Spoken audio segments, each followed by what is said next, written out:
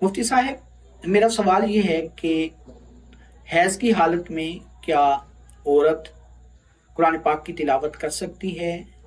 नवाफिल वगैरह, वज़ाइफ वगैरह, दुरूद पाक वगैरह पढ़ सकती है या नहीं? हैज़ की हालत में औरत नमाज भी नहीं पढ़ सकती, नवाफिल भी नहीं पढ़ सकती, सुनते भी नहीं पढ़ सकती, रोज़ा भी नहीं रख सकती और कुरान पाक को देखकर भी नहीं पढ़ सकती, जुबानी भी नहीं पढ़ सकती, कुरान पाक को छू भी नहीं सकती, मस्जिद में दाखिल नहीं हो सकती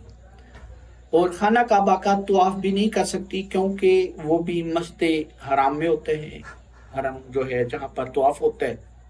वो भी मस्जिद में है, तो मस्जिद में हैजा औरत दाखिल नहीं हो सकती और जिमा करना हैजा औरत के साथ ये भी बिल्कुल जायज़ नहीं है। हाँ, वज़ाइफ कर सकती है, जिक्र अज़कार कर सकती है, दुरूद पाक पढ़ सकती है और कुरान पाक की वो आयात जो वज़ाइफ के तौर पर हों